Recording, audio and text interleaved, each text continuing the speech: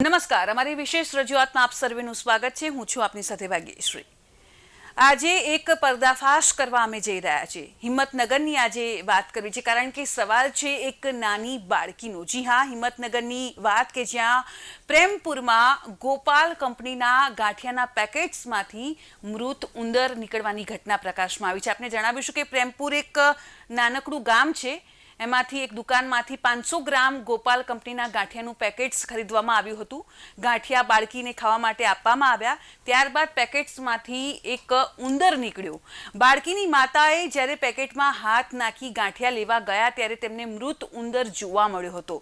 જોકે આ ઘટના બાદ બાળકીને ઝાડા થઈ ગયા અને ત્યારબાદ તેને તુરંત જ હોસ્પિટલમાં લઈ જવામાં આવી. ત્યાં તેને દાખલ કરવામાં આવી. બાળકીના પિતાએ પણ આ ઘટનાની જાણ ફૂડ વિભાગને કરી હતી. જોકે ફૂડ વિભાગે ઓફિસનો સમય પૂરો થઈ ગયો છે તેમ જણાવી સોમવારે પેકેટ લઈને આવવા માટે ખાસ જણાવ્યું હતું. જોકે પરિવારે આક્ષેપ પણ કર્યો છે, ઘણા બધા આક્ષેપો કર્યા છે. ત્યારે હવે ફૂડ વિભાગ કયા પ્રકારની કાર્યવાહી કરશે તે તો જોવાનું રહેશે. જોકે ફૂડ વિભાગની આ બેદરકારીના કારણે પરિવારમાં હાલ તો ખૂબ જ રોષ જોવા મળી રહ્યો છે.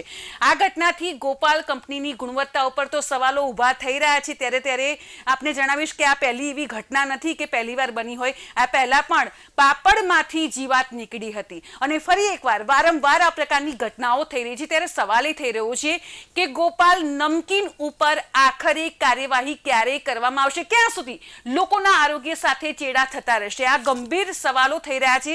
આટલી મોટી બેદરકારી કોઈ કેવી રીતે કરી શકે? ઘણા બધા સવાલો છે. આરોગ્ય વિભાગના જે અધિકારી છે તેમની સાથે પણ અમે વાતચીત કરવાનો પ્રયત્ન કર્યો. મેં જ અત્યારે થોડીક ક્ષણો પહેલા મેં ફોન કર્યો છે, પરંતુ તેમણે ફોન મારો ઉપાડવાની પણ તસ્દી ના લીધી હતી. ત્યારબાદ ફોન તેમનો સતત વ્યસ્ત આવી રહ્યો છે, એટલે એમનો પણ સંપર્ક થઈ શક્યો નથી. ત્યારે હવે આરોગ્ય વિભાગ હવે કેવા પ્રકારની કાર્યવાહી કરશે તે એક સવાલ ઊભો થઈ રહ્યો છે. આખી ઘટના શું છે મારે વિસ્તારથી સમજવી છે, કારણ કે આ ખૂબ મોટી ઘટના કહી શકાય કે ગાંઠિયામાંથી મૃત ઉંદર નીકળ્યો અને એ ઉંદર નીકળ્યો અને ત્યારબાદ ત્યાં કહી શકાય કે શુક્રવારની આ ઘટના હતી. આજે સોમવાર થયો છે અને જ્યારે એ આરોગ્ય વિભાગના અધિકારી સાથે સંપર્ક કરવાની કોશિશ કરે છે ત્યારે એમ કહે છે કે શનિ અને રવિ છે, સોમવારે તમે આવજો. આ તો એમનો કોઈ જવાબ થયો? એટલે ખૂબ મોટી ગંભીર બેદરકારી કહી શકાય. શું કોઈનો જીવ જશે ત્યારબાદ તમે કાર્યવાહી કરશો? અનેક એવા સવાલ છે જે મારે આજે કરવા છે આરોગ્ય વિભાગના અધિકારીને, પરંતુ તેમનો સંપર્ક થઈ શકતો નથી. અને આખરે એ 1.5 વર્ષની બાળકી છે એના પર શું વીતી હશે? એ જે બાળકીએ ફૂડ વિભાગ કહી શકાય કે જે ગાંઠિયા ખાધા ત્યારબાદ તેને ઝાડા અને ઉલટી થઈ, તેને દવાખાનામાં લઈ જવામાં આવી, તેના પર શું વીતી હશે? અને હાલમાં એ બાળકીના માતા અને પિતા મારી સાથે અત્યારે સ્ટુડિયોમાં ઉપસ્થિત છે. તેમની પાસેથી મારે આખી ઘટના સમજવી છે કે આખરે શું થયું હતું. અત્યારે આપણી સાથે છે બાળકીના પિતા જમીનભાઈ પટેલ અને સાથે જ ભવ્યાબેન પટેલ અત્યારે આપણી સાથે ઉપસ્થિત છે. તમામનું ખૂબ ખૂબ સ્વાગત છે અમારા સ્ટુડિયોમાં. આખી ઘટના શું હતી? કેટલી મોટી બેદરકારી? જમીનભાઈ શું કહેશો? આમાં બહુ બેદરકારી, ગોપાલ કંપની બેદરકારી હતી. હા, સવારે સાંજે ગોપાલનું પડીકું લાવેલા. હા, તે પડીકું સવારે નાસ્તા માટે ફોડેલું. તો મારા વાઈફે પડીકું સવારે ફોડ્યું. તો પહેલા તો થોડા મારી બાળકી માટે ફવાટકીમાં ફકાટ્યા. ત્યારબાદ મારી વાઈફ તે પડીકા નાસ્તો કરવા ગઈ. તો જોતા મારી વાઈફ થોડા એના માટે પકાડવા ગઈ તો અંદરથી એક મૃત ઉંદર નીકળ્યો. ત્યારબાદ મારી પત્નીને જોઈને વોમિટિંગ થઈ. પછી આઈને કહ્યું. તરત હું અને મારા ફાધર બંને જ્યાંથી લાવ્યા હતા પડીકું તે દુકાને ગયા. ત્યાં જઈને દુકાનદારને બતાવ્યું કે ભાઈ આમાં આ રીતની પરિસ્થિતિ થઈ છે, મરેલો ઉંદર આવે છે.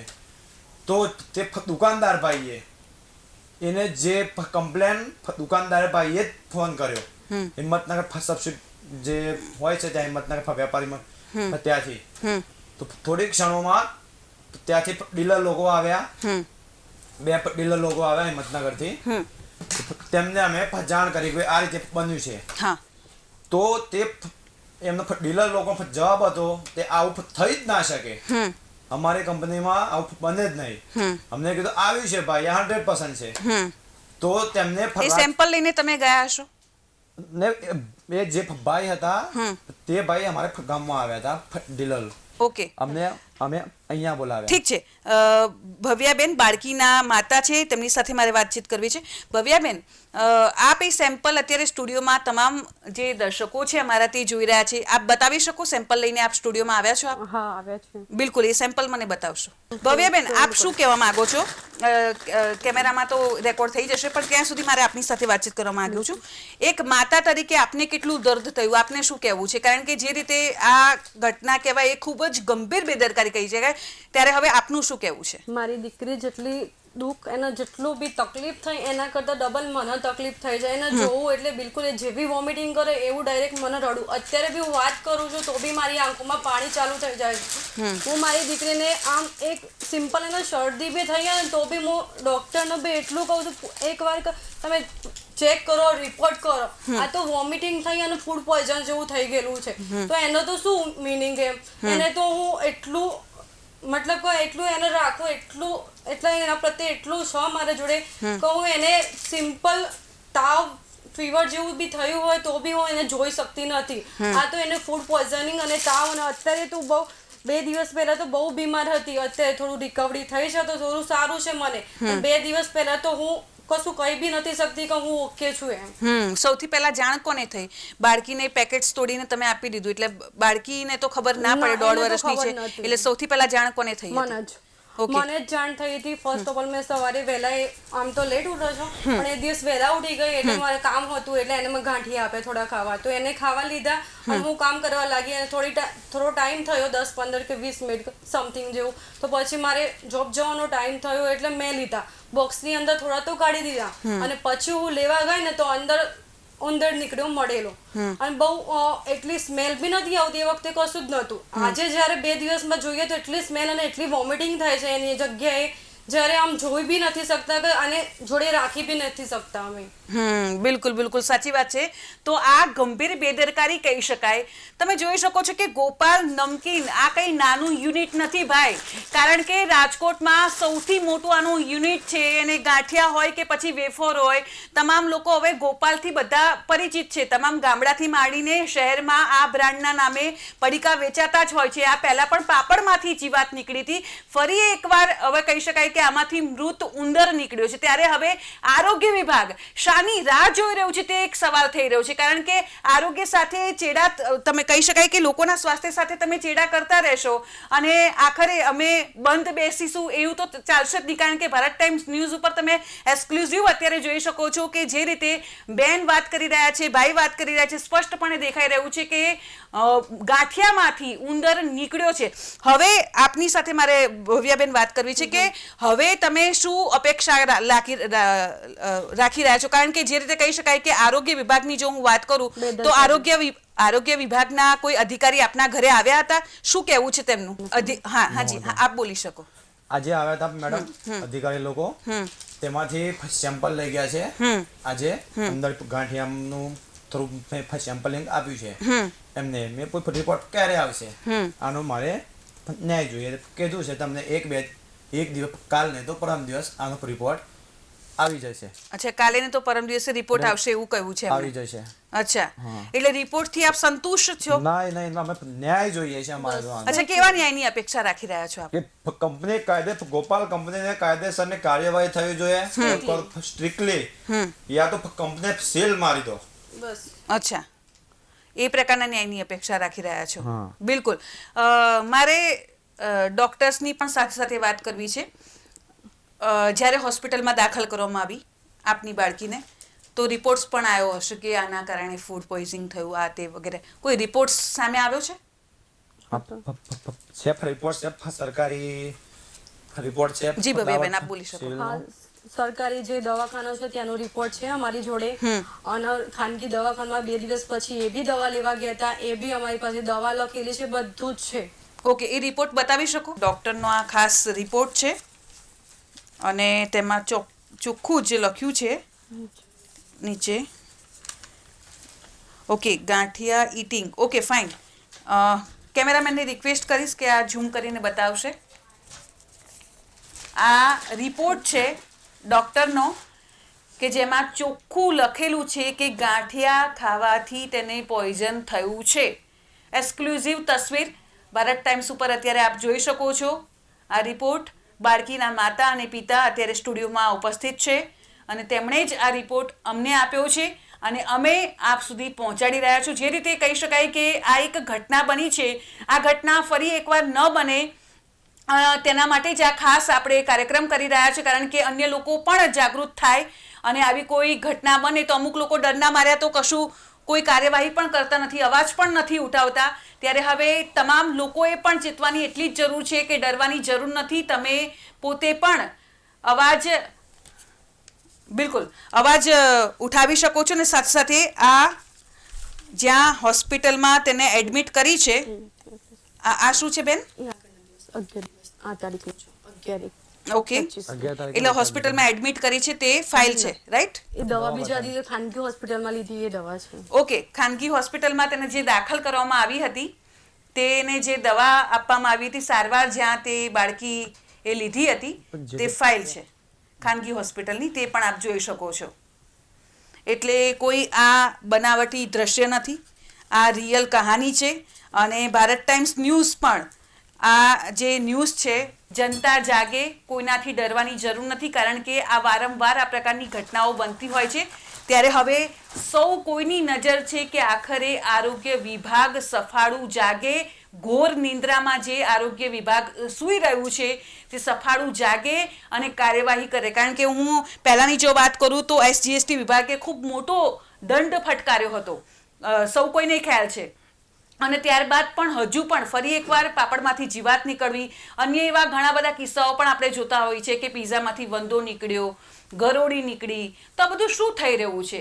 સામાન્ય જનતા જાય તો જાય ક્યાં? આખરે કોને કહેશે? અને અત્યારે એના માટે જ બાળકીના માતા અને પિતા સ્ટુડિયોમાં આવ્યા છે. પોતાની જે વેદના છે એ વેદના અને સાથે સાથે રોષ છે તે રોષ વ્યક્ત કરી રહ્યા છે કે અમારે ન્યાય જોઈએ, ન્યાય સિવાય બીજી કોઈ વાત નહીં. ત્યારે ભવ્યાબેન, ફરી એકવાર આપની પાસે હું આવું છું. ભવ્યાબેન, હવે મને તમે જણાવો કે જે રીતે આરોગ્ય વિભાગના અધિકારી આપના ઘરે આવ્યા હતા, આપે કહ્યું તે મુજબ, અને સેમ્પલ પણ લઈ ગયા, તો આપની પાસે સેમ્પલની માંગ કરી હતી? સેમ્પલની હા, આખું સેમ્પલ આપી દો અમને, એટલે અમે પછી જે રિપોર્ટ હશે એ પાછું આપશું એમ. એટલે અમે લોકોએ એમ કીધું કે સેમ્પલ અમે તમને આખું તો નહીં આપીએ. અચ્છા, હા. જો તમને સેમ્પલ આપીએ અને કાલ સુધી અમને કંઈક બ્લેમ થાય એવું અમે કામ નહીં કરીએ.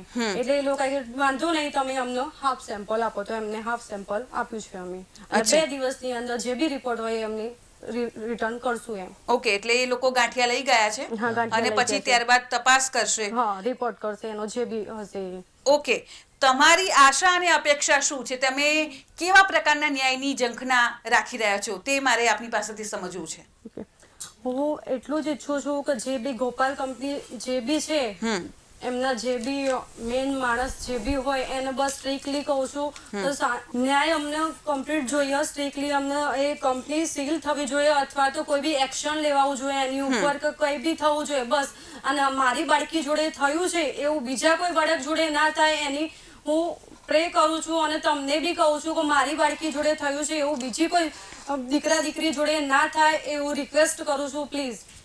બિલકુલ. તો આ છે એક માતાનું દર્દ. આપ સમજી શકો છો કે આવી જે મોટી કંપનીઓ છે તેમની સામે આખરે કાર્યવાહી ક્યારે થશે તે એક પ્રશ્ન ઊભો થઈ રહ્યો છે. આપણે જણાવીશ કે જે રીતે આ પહેલાં પણ જે મેં આપને જણાવ્યું તે મુજબ કે પાપડમાં પણ જીવાત નીકળી હતી, ત્યારે હવે ફૂડ એન્ડ ડ્રગ્સ વિભાગનો પણ અમે સંપર્ક કરવાનો પ્રયત્ન કર્યો છે, પરંતુ સંપર્ક થઈ શક્યો નથી. ફોન ઉપાડવાની તસ્દી પણ નથી લીધી. તો સાહેબ, હવે તો જાગો.